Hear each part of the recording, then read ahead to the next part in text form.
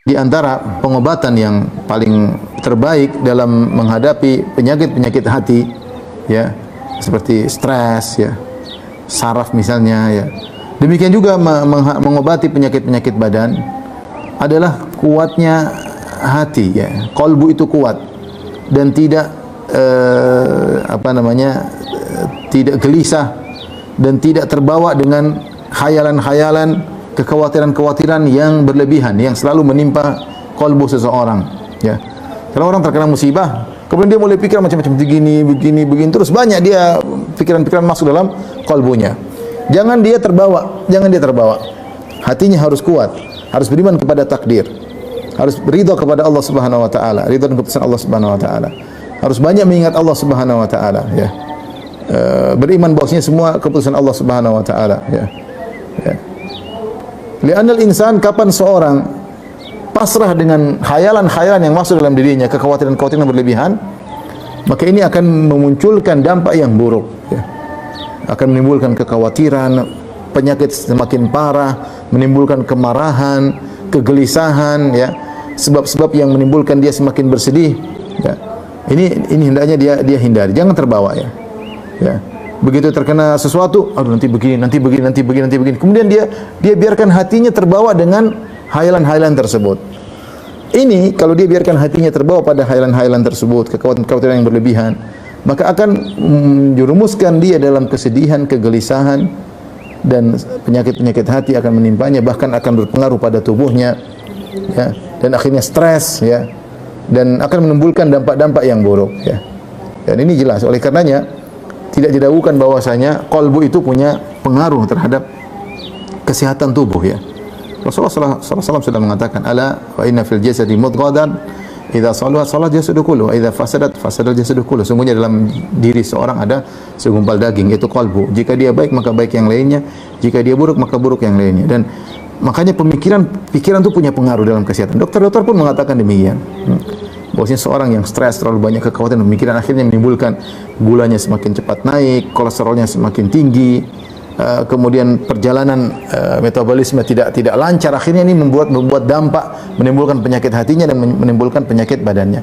Maka seorang harus menguatkan dirinya, menguatkan hatinya dengan tawakal kepada Allah, dengan husnudzan kepada Allah Subhanahu wa taala, sehingga dia menghadapi musibah tersebut, ya, kalau dia sakit dia berobat, tak harus mikir nanti begini, terlalu banyak kekhawatiran. Tinggal dia tingkatkan imannya. Apa yang dilakukan, yang penting dia sholat, yang ibadah. Saya waktu ngobrol sama ibu yang terkena kanker terus, saya bilang, apa yang ibu pikirkan?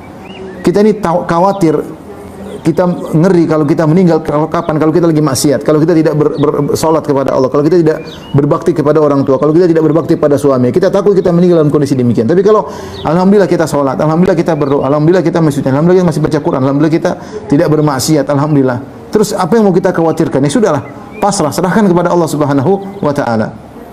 Jadi tingkatkan iman dan husnudzan kepada Allah dengan menyandarkan hati kepada Allah. Jangan terlalu pikir nanti begini. Itu yang membuat orang terkadang hancur, ya. Ya. Terutama wanita mudah sekali seperti itu. Ada masalah nanti begini, kekhawatiran berlebih-lebih, nangis melulu, sedih melulu, bayangkan macam-macam, akhirnya suudzon kepada orang macam-macam. Ya, akhirnya dia sendiri menderita. Ketika dia menderita, kemudian penyakitnya semakin bertambah, dia jauh dari Allah. Seandainya dia larikan kepada Allah, kemudian dia berdoa, kemudian dia sholat malam, oke. Tapi banyak orang yang tatkala terkena masalah, kemudian pikirannya macam-macam, dan dia biarkan kalbunya mengalir bersama pikiran-pikiran tersebut, kekhawatiran-kekhawatiran yang berlebihan, suudzon, dan dia jauh dari Allah Subhanahu wa taala. Hanya menghilangkan stres, dia nonton film lah, dia dengar musik lah, semakin parah. Oleh karenanya, di antara sebab utama agar seorang cepat sembuh, obat untuk penyakit hatinya, obat untuk stresnya, obat untuk kesedihannya, obat untuk kegelisahannya, jangan biarkan kalbu terbawa oleh pikiran-pikiran tersebut. Tawakal kepada Allah, serahkan kepada Allah, berdoa kepada Allah, selesai. Apapun keputusan Allah, terima. Ya, maka ini sangat diperlukan. Wa mata atamadal qalbu 'ala Allah wa tawakkal 'alaihi wa lam yastaslim lil awham wa la malakathu al khayalatu sayyi'ah wa wathaqa billahi wa tama'a fi fadlihi indafat anhu bidzalika al humum wal gumum. Kata Syekh As-Sa'di rahimahullah ta'ala, kapan hati bersandar kepada Allah, bertawakal kepada Allah, dan dia tidak pasrah mengikuti auham, pikiran-pikiran, khayalan-khayalan tersebut, dan dia tidak dikuasai oleh khayalan-khayalannya yang buruk tersebut, dan dia percaya kepada Allah dan dia berharap mendapatkan karunia Allah, maka akan pergi darinya kesedihan-kesedihan, kegelisahan-kegelisahan tersebut. Wa zalat anhu katsirun minal asqam al-badani wal qalbiyah, dan niscaya akan hilang pula banyak penyakit-penyakit hatinya, penyakit-penyakit pikirannya dan juga penyakit-penyakit badannya. Banyak orang yang kena penyakit-penyakit seperti gula atau penyakit berbahaya atau cancer, terkadang disuruh santai, disuruh dekat sama Allah, disuruh baca Quran, dan pengaruhnya ada, dampaknya ada. Dibuat suruh tenang, karena semakin stres dia penyakitnya semakin bereaksi. Wa hasalil qalbi minal quwwati wal insyirahi was sururi ma la yumkinu ta'biru anhu. Dan ketika dia bertawakal kepada Allah, maka hatinya akan semakin kuat, dadanya semakin lapang, yang tidak mungkin kita ungkapkan dengan kata-kata. Rahasianya apa? Tawakal dan kembali kepada Allah Subhanahu wa taala. Dan dia berkata, "Fakam muliatil mustashfayatu min mardal awhami wal khayalatil fasidah." Betapa banyak rumah sakit dipenuhi dengan penyakit-penyakit waham, penyakit-penyakit khayalan, kekhawatiran, penyakit pikiran, ya. Pikiran, stres. Rumah sakit dipenuhi dengan orang seperti itu. Wa kam atharat hadhil umur ala qulubi katsirin minal aqwiya fadlan an dhu'afa. Dan betapa banyak kekhawatiran, waham, khayalat mempengaruhi orang-orang yang tadinya kuat tapi terpengaruh dengan pikiran tidak, akhirnya dia pun jatuh, gugur. Apalagi orang-orang yang lemah, begitu terkena pikiran-pikiran yang tidak, maka kemudian tersungkur. Kenapa? Kurang bertawakal kepada Allah, kurang husnudzan kepada Allah. Wa kam addat ilal hamaq wal junun. Betapa banyak orang yang seperti ini akhirnya jadi orang pandir dan orang gila, karena terbawa dengan pikiran-pikiran, tidak tahan dia pikir tersebut, akhirnya jadi gila. Banyak orang masuk rumah sakit jiwa, banyak jiwanya terganggu. Kenapa? Dia emosinya terbawa, kolbunya dibiarkan terbawa, mengalir bersama kekhawatiran-kekhawatiran yang berlebihan tersebut. Wal mu'afa man afahu Allah wa wafaqahu li jihadi nafsihi li tahsil asbabin nafi'atil muqawwiyati lil qalb. Dan orang yang selamat adalah orang yang Allah selamatkan dan Allah wafaqahu, dan Allah berikan taufik kepadanya, bimbingan kepadanya untuk melawan nafsunya, ya, sehingga dia bisa mendapatkan sebab-sebab yang bermanfaat untuk menguatkan kalbunya. Ad-dafi'ati liqalaqihi, yang bisa menolak, menghilangkan atau mengusir kegelisahannya. Qala ta'ala, Allah berfirman, wa may yatawakkal 'ala Allahi fahuwa hasbuh. Siapa yang bertawakal kepada Allah, maka cukuplah Allah baginya. Ai kafihi jami'a ma yahummuhu min amri dini wa dunyahu. Yaitu Allah akan mencukupkan baginya semua perkara yang dihadapi, baik perkara dunianya maupun perkara agamanya. Ini nasihat dari beliau bahwasanya agar kita tidak terlalu bersedih, maka hilangkan pikiran-pikiran yang tidak. Tawakal kepada Allah. Sudah, tawakal kepada Allah. Serahkan urusan kepada Allah. Contoh, kita keluar rumah, kita nggak tahu apa yang terjadi di hadapan kita, apa yang mau kita hadapi, bagaimana perdagangan kita, bagaimana jual beli kita nggak tahu. Tapi kita keluar rumah, kita berkata, Bismillahi tawakkaltu 'ala Allahi la haula wala quwwata illa billah. Dengan nama Allah aku bertawakal kepada Allah. La haula wala quwwata illa billah. Tidak ada, tidak upaya kecuali dari Allah. Ucapan tawakal. Ketika orang mengucapkan tersebut, maka malaikat berkata, hudita wa kufita wa wuqit.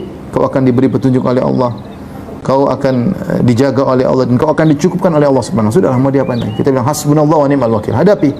Mau diapain?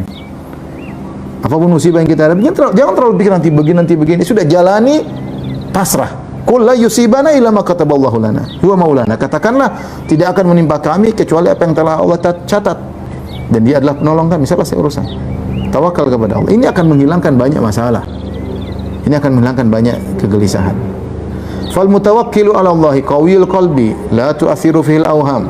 Orang yang bertawakal kepada Allah, maka hatinya kuat. Maka khayalan-khayalan, kekhawatiran-kekhawatiran tidak akan berpengaruh pada kalbunya. Wala tuz'ijuhul hawadithu li'ilmihi anna dzalika min dha'fin nafs. Kejadian-kejadian yang menimpa, ya, tidak akan mengganggunya. Dia tahu ini, ya sudahlah. Orang terganggu dengan kejadian-kejadian itu hanya karena jiwanya lemah. Wa minal khawar wal khauf alladzi la haqiqata lahu. Dan itu hanyalah kelemahan dan kekhawatiran yang tidak ada hakikatnya. Gawat, nanti begini, nanti itu belum tentu terjadi. Jika banyak pikiran, nanti begini, nanti akhirnya pusing, stres sendiri, penyakit bertambah. Itu belum tentu semua terjadi. Kalaupun terjadi, hadapi. Dan tidak semua kemudian terjadi. Ya. Jangan terlalu banyak pikiran. Tawakal kepada Allah.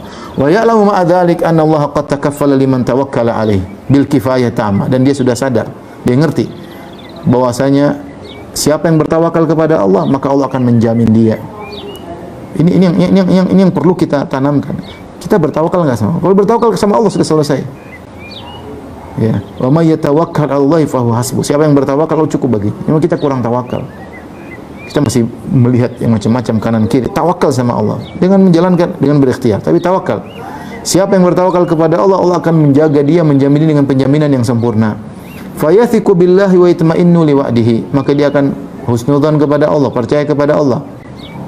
Dan dia tentram, tenang dengan janji Allah kepadanya. Fayazulu hammuhu wa qalaquhu. Jika dia sudah bertawakal, akan hilanglah kegelisahannya dan kesedihannya. Wa yatabaddalu usruhu yusran. Maka kesulitan yang dihadapi akan berubah menjadi kemudahan. Wa tarahuhu farhan. Maka kesedihannya akan menjadi kegembiraan. Wa khawfuhu amnan.